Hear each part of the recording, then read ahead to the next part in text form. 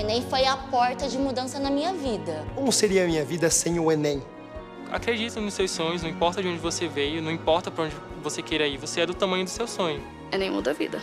Enem é importante para todo mundo. Olhar para o Enem era olhar para um sonho e, por muitas das vezes, parecia até distante esse sonho.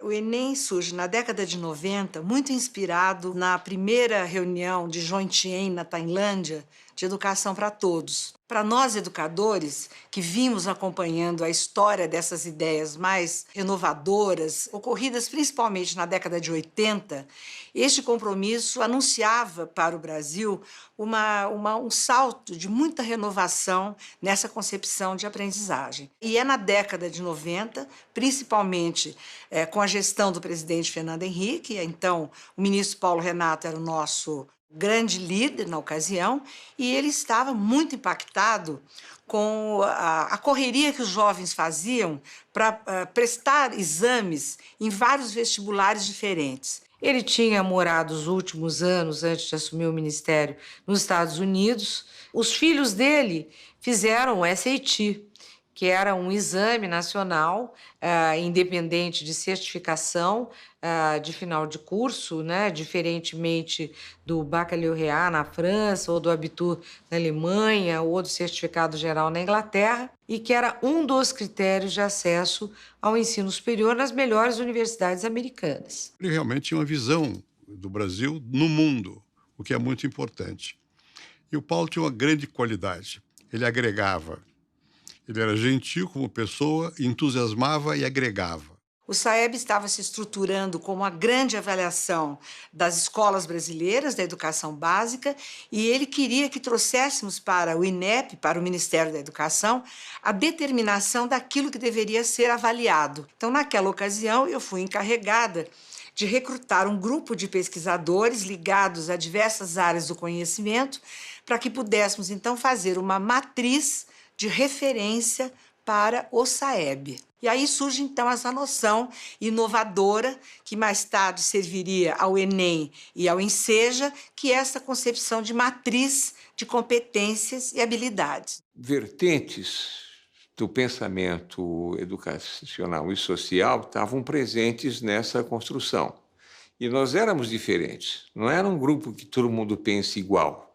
Havia uma disputa, divisões, etc. Essas discussões eram calorosas, todos falávamos ao mesmo tempo, todos redigíamos juntos. A LDB já estabelecia as características centrais, que o ensino médio era a etapa final da educação básica e que o aluno, ao final do ensino médio, precisaria dominar uma série de competências e habilidades. Um conjunto de competências gerais para a cidadania, que envolvem aspectos práticos, aspectos culturais gerais, aspectos éticos.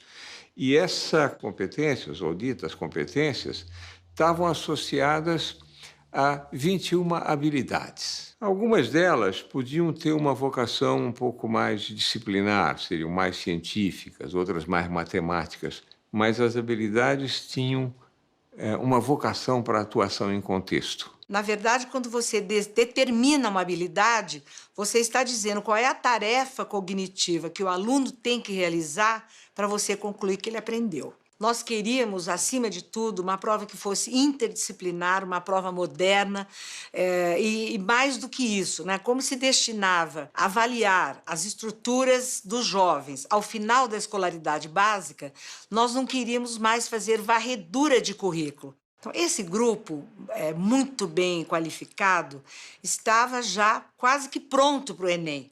Quando, então, eu ainda consultora, participei de uma das reuniões que o ministro Paulo Renato fazia, eu estava em Brasília, da terceira comissão que ele havia nomeado já em portaria para desenhar esse exame, que ele, como ministro e economista, sabia dizer o que ele não queria, mas não sabia dizer o que queria, né? Essa comissão, no final de 1997, preparou um relatório com várias recomendações a respeito do Enem. Havia um flip chart ao lado na sala, né, naquela ocasião, e eu, muito irreverente que sou, peguei o pincel atômico, fui lá e desenhei, fiz um esquema para ele, desenhando, então, o Enem, né? Ele agradeceu todo mundo, terminou a reunião, ele falou, a senhora fica. Né? Aí eu fui lá e ele disse para mim, você sabe fazer isso que você desenhou? Eu disse, sei. Prepare-se para vir para Brasília, porque você vai, então, fazer esse exame.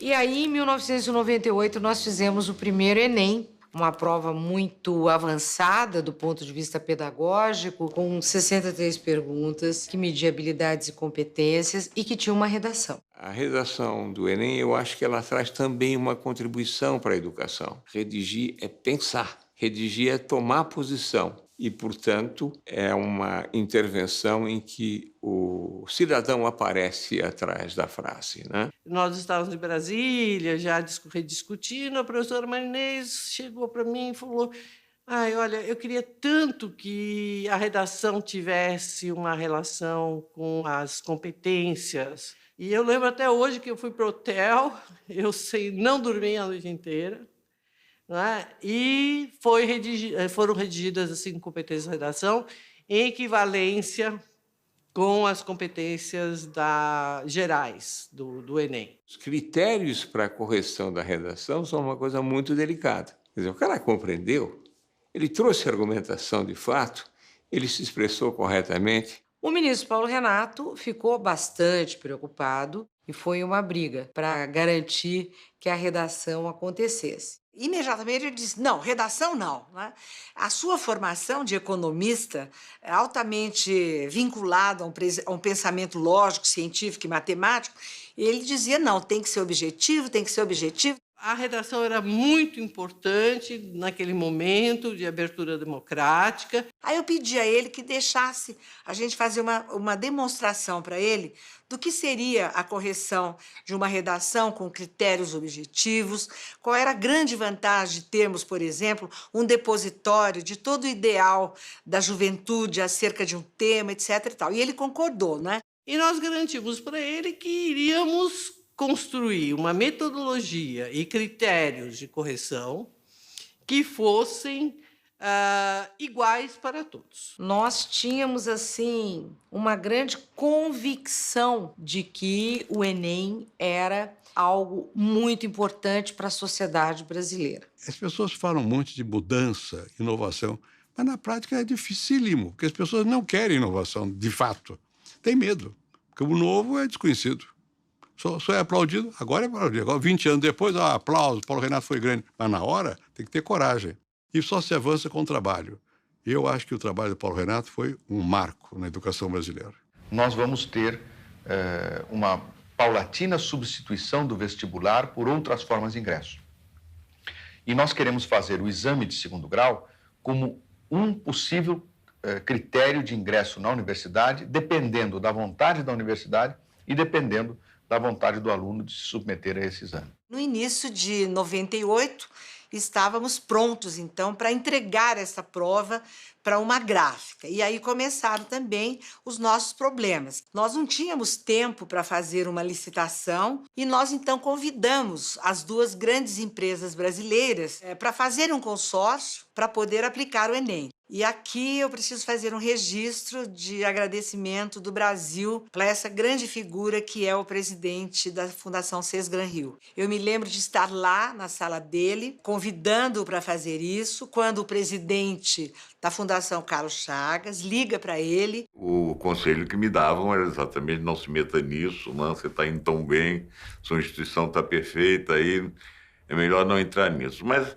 sabe o espírito de educador, né? O educador, quando ele sente segurança naquilo que está fazendo, né? A gente se sente um pouco mais confortável a aceitar desafios. Então, a Fundação Cés Gran Rio foi a primeira e a pioneira e a grande apoiadora deste exame inicial e em alguns anos seguintes também aplicou o exame sozinha e hoje é a líder do consórcio aplicador no território nacional. Brinca-se muito que eu sou o pai do Enem com duas mães, a Maria Inês Fini e a Maria Helena Guimarães Castro, né? Pelo menos uma certeza a gente tem. Só nasceu porque nos demos as mãos. Havia 157 mil inscritos para o Exame Nacional do Ensino Médio. Neste exame está sendo medida a capacidade de raciocínio dos alunos e também de resolução dos problemas. O exame não era obrigatório, mas os alunos tinham vários motivos para fazer o teste. Mais para testar como eu estou e para ter uma ideia do vestibular em si. Para poder avaliar um pouco mais o que a gente está aprendendo na escola, para poder avaliar a gente, para saber o que a gente está aprendendo, para saber se tem potencial para poder passar no vestibular também, né? Eu nasci numa comunidade carente da cidade da capital Teresina, no estado do Piauí. E durante toda a minha vida estudei em escolas públicas, desde o ensino infantil até o ensino médio. E fui caminhando, mas sempre com o desejo de realizar o sonho que eu tinha e que falava sempre desde pequeno na minha família, que era cursar direito. Esse era o meu sonho. Ao longo dos seus 20 anos de existência, o Enem tem se vinculado a diversos programas do Ministério da Educação, então uma cesta de políticas. A primeira delas foi o Programa Nacional Universidade para Todos, o ProUni, não é? Ele é um programa que oferece bolsas de estudo parciais ou totais para cidadãos que queiram entrar na universidade privada, não é? E aí, para isso, eles precisam ter uma medida de desempenho, que é o Enem. A minha maior surpresa, na verdade, foi perceber que o Enem me proporcionou algo incrível e que todo mundo fica espantado quando eu conto isso. Porque minha mãe era catadora de castanhas numa fazenda. E quando eu chego na sala de aula, eu me deparo que eu estava estudando com o filho do patrão da minha mãe. Eu consegui lograr êxito no curso de Direito com a bolsa integral do ProUni, numa das melhores faculdades de Direito do Estado. De lá para cá, então, foram muitas conquistas, né, na verdade. A gente não deixa de passar por dificuldades, mas a gente tem que ser grato a quem contribuiu e nos ajudou a passar por essas dificuldades. Nesse momento, eu diria que o Enem ele tem assume um novo ciclo, porque ele passa a ser, além de ser um exame, né, que avalia o desempenho do estudante do ensino médio, ele passa também a ser uma forma de ingresso. Embora algumas instituições já utilizassem o Enem como forma de ingresso, e, na sequência, né, aí houve uma discussão importante com as universidades federais, né, a partir de uma reflexão que o próprio ministro fez, onde se colocou um tema em discussão, que é exatamente a forma de ingresso nas universidades. Em 2002, nós já tínhamos mais de 500 instituições usando o Enem. Isso foi se expandindo até, então, 2009, mudar aí uma aliança do, então, ministro Fernando Haddad para que as universidades federais pudessem, então, aceitar o exame como único, né, sistema de entrada. E à medida que as universidades forem revendo os seus processos de seleção, a taxa de adesão vai aumentar naturalmente, porque o jovem vê no Enem uma oportunidade de ganhar uma bolsa de estudos pelo ProUni ou uma vaga em federal pelo SISU, né? Então não há como negar que ele amplia e democratiza o acesso à educação superior.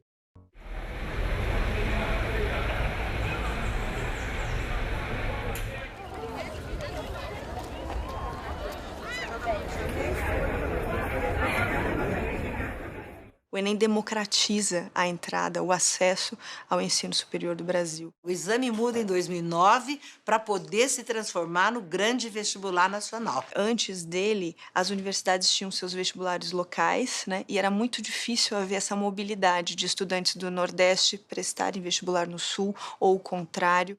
A pessoa que mora no interior do Maranhão, ou em São Paulo ou em Brasília, tem a mesma chance, a mesma oportunidade de fazer a mesma prova que qualquer outra pessoa no Brasil inteiro e escolher o que ela quer para a vida. O Enem, ele avalia as suas habilidades por competências nas áreas do conhecimento. Com essas médias, você pode jogar ela no sistema de seleção do SISU, onde várias pessoas se inscrevem. E é um sistema que oferece, por meio de uma plataforma nacional, as vagas das universidades públicas brasileiras. Na minha escolha, eu acabei optando por fazer medicina na Universidade Federal de Brasília. O Enem tinha uma coisa muito interessante, que era a abordagem, né? Usar as questões do mundo, ter uma prova contextualizada, isso era muito valorizado no Enem. Mas precisaria ter uma prova que fosse mais capaz de distinguir melhor os alunos mais aptos para ingressar na universidade de outro.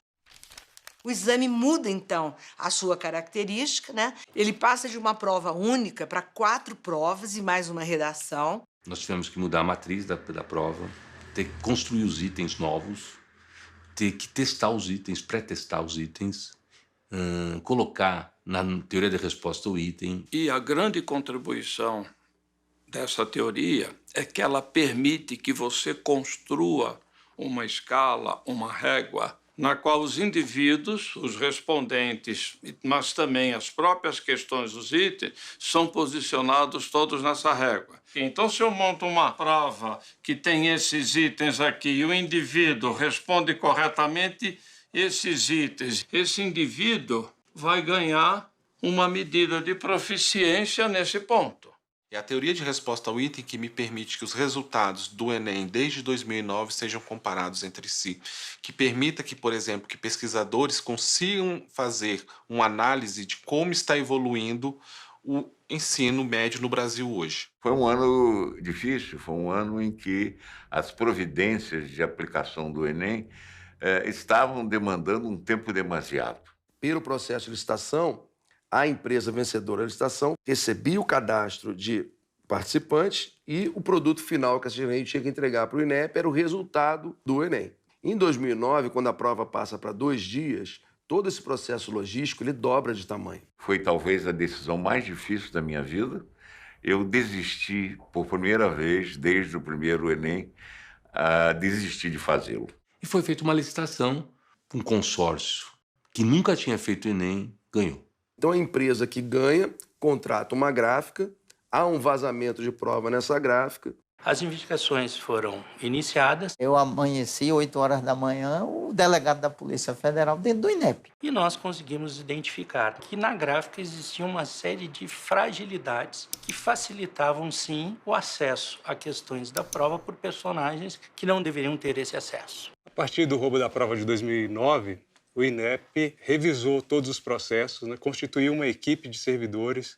Esses servidores estavam lotados nas diretorias finalísticas e essa equipe, então, reformulou o processo logístico. E criou-se ali um comitê, se envolveu todas as forças do Estado brasileiro, em termos de logística. Então, desde o Exército, Marinha, Aeronáutica, Polícia Federal. Então, foi um processo muito rico. Quando se fala em Enem, tu não fala numa prova, num suposto vestibular. Tu fala que está decidindo o futuro das pessoas, a esperança das pessoas. E a partir daí a gente também vê que essas provas viram objeto de cobiça. Objeto de como eu vou conseguir meu futuro de uma maneira ilícita. Nesse aspecto, a polícia trabalhou identificando, sim, o perfil de condutas, o perfil de personagens, as áreas de maior risco, os cursos de maior cobiça. E aí o MEC entende que a forma com que está acontecendo o Enem, essa contratação de um único ator para fazer todos os papéis, não é mais a solução ideal em função do tamanho. O Enem passa a ganhar e aí ela divide a atribuição para cada especialista nesse sentido. A gráfica é contratada para produzir as provas, ceder um ambiente seguro enorme, para que o consórcio, os aplicadores da prova, façam todo o seu manuseio. Depois os Correios estão dentro do ambiente da gráfica também para coletar esse material, acondicionar corretamente. E aí esse material é levado para uma unidade militar próxima ao ambiente da gráfica e depois dessa unidade militar ele é distribuído para o Brasil inteiro. Então, o Correio Brasileiro é o responsável por entregar essas provas, ou de avião ou de caminhão, devidamente escoltado pelos órgãos de segurança. Usando tecnologia, cada entregador com um celular na mão, para que essa carga seja acompanhada em tempo real, monitorada pelos centros de controle, para que a gente ofereça para o INEP toda a segurança necessária para que as provas cheguem às escolas para aplicação. Nós temos uma rede nacional de certificadores, em que mais de 60 mil pessoas trabalham no dia da aplicação do Enem para nos informar, por exemplo, via aplicativo, em que momento se abriu o malote. Eu fui daquele tempo que nós trabalhávamos aquele disquete grandão que depois ficou menor. Então imagine transportar provas, questões, banco de questões. Nós não tínhamos tanto acesso a recursos tecnológicos como se tem hoje. Hoje eu coloco num HD externo, num pendrive, um exame inteiro. O Enem hoje disponibiliza o que há de mais moderno em tecnologia, seja em banco de dados, em segurança da informação, que ao mesmo tempo que a gente tem uma preocupação em que a inscrição seja realizada de um modo fácil pelo participante, também temos que evitar que haja algum problema de segurança. Ao longo desses 20 anos, o processo de aplicação foi aperfeiçoado e se buscou uma segurança estruturada para que todos os participantes possam concorrer em condições ideais e com total isonomia, buscando assim uma vaga ao ensino superior. A Diretoria de Gestão e Planejamento, desde o início, se preocupou com a padronização dos procedimentos. O mapeamento dos processos, esse monitoramento que nós fazemos aqui é justamente para garantir que em todos os locais de prova do Brasil, seja norte ou sul, terão os mesmos procedimentos seguidos pela equipe aplicadora. Quando um participante ele chega dentro de uma escola, a gente tem fiscais que atendem, a gente tem aplicadores, chefes de salas, um coordenador de local, assistentes, toda uma equipe, e a gente precisa garantir essa padronização e essa unidade nessa aplicação. E essa padronização trouxe para a gente uma queda no número de reaplicações. Então, nós temos uma capacitação uniforme no Brasil inteiro, que para coordenadores estaduais, municipais e de local, com seus assistentes, dura 8 horas. Isso dá aproximadamente 600 mil pessoas capacitadas no país inteiro, para que a gente tenha tudo padronizado e uma aplicação bem-sucedida. Nós ganhamos, né, do ponto de vista de logística, de segurança, de aplicação de prova. É um cuidado que a gente tem, sabendo da importância, da relevância que o Enem tem na vida dessas pessoas e o que ele pode proporcionar. Temos o atendimento específico, que é conferido às pessoas gestantes, lactantes, idosos, em situação de classe hospitalar. E no atendimento especializado, pessoas com baixa visão ou cegueira podem solicitar o caderno de prova ampliado, o super ampliado, o caderno em braille e o auxílio ledor e transcritor. Surdos e deficientes auditivos podem solicitar o intérprete de Libras, leitura labial e, desde 2017, a videoprova em Libras. Muitos surdos, a gente sabe que o português para o surdo ele é como L2. Então, havia uma limitação linguística ali, que dificultava a acessibilidade ao ensino superior. Agora, com a prova em Libras, ela realmente facilita a compreensão e dá oportunidades amplas para que o surdo possa responder e participar do exame. O Enem também é aplicado para pessoas privadas de liberdade, conhecido como Enem PPL. Essa aplicação ocorre mais ou menos um mês após a aplicação regular. Se destina a adultos que estão cumprindo penas no sistema prisional e também para jovens e adolescentes que estão cumprindo medidas restritivas de liberdade no sistema socioeducativo. É mais uma forma de ressocialização dessa população. E essa prova é importante destacar que ela tem o mesmo nível de dificuldade. E um outro atendimento oferecido pelo Enem é o nome social. Então, as pessoas que se identificam e querem ser reconhecidas socialmente conforme a sua identidade de gênero podem solicitar esse recurso no momento da inscrição. Para melhorar e aprimorar ainda mais o Enem, nós fizemos uma grande consulta pública junto ao público-alvo, estudantes, educadores, especialistas vinculados à educação no Brasil. E nessa consulta nós chegamos à conclusão de que o modelo antigo de aplicação de provas nos sábados e domingos, como ocorria até então, deveria sofrer uma grande modificação com aplicações em 2 domingos, traduzindo em mais tranquilidade para os estudantes, porque você tem um espaço maior entre as provas aplicadas nos 2 domingos e, ao mesmo tempo, também um respeito com relação àqueles sabatistas que guardam os sábados. Eu fiz o Enem desde 2011 e até 2016 o Enem tinha 2 dias, o sábado e o domingo. E o sábado tinha alguma restrição para nós que somos adventistas do 7º dia.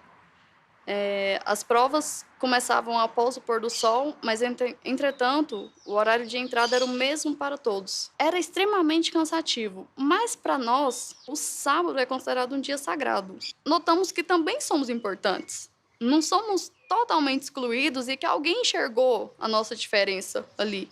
O Enem é uma operação de guerra, então, por mais difícil que fosse, a gente sempre teve a satisfação de estar fazendo. O Enem é emocionante, é desafiador. Eu sempre brinco com meus colegas que o que mais me dá prazer no Enem é quando eu assisto, no último domingo, todos os meios de comunicação e percebo que tudo deu certo.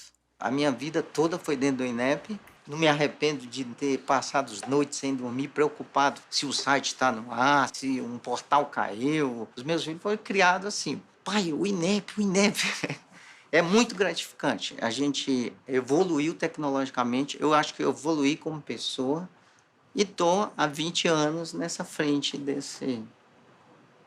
dessa batalha. Para mim é um orgulho muito grande ter colaborado como ministro da Educação, ao lado da minha equipe, para o aprimoramento do Enem, que é um patrimônio de todos os brasileiros, especialmente os jovens e educadores. O Enem tem uma história de 20 anos sendo completadas agora e certamente olhando para os próximos 20 anos, pensando no novo ensino médio, na Base Nacional Comum, mas também nas oportunidades que este grande exame dá aos nossos jovens brasileiros lá para ocupar as bolsas do FIES, do ProUni e outras políticas que são aqui do nosso país. Hoje o Enem ele tem se tornado uma referência tão grande que as universidades do mundo estão começando a utilizar o próprio Enem para ingresso, como nós temos as universidades em Portugal, por exemplo, utilizando, ou seja, o Enem está cada vez mais importante. Não apenas aquele concluinte do ensino médio é o público-alvo do Enem. Hoje, qualquer pessoa que tenha concluído o ensino médio e tenha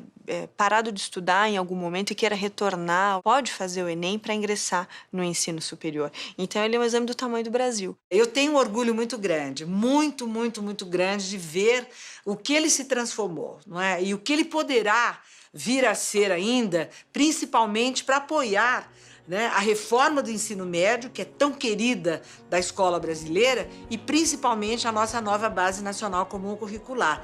Eu espero que o Enem ajude, o SAEB ajude e o Enseja possa também ajudar.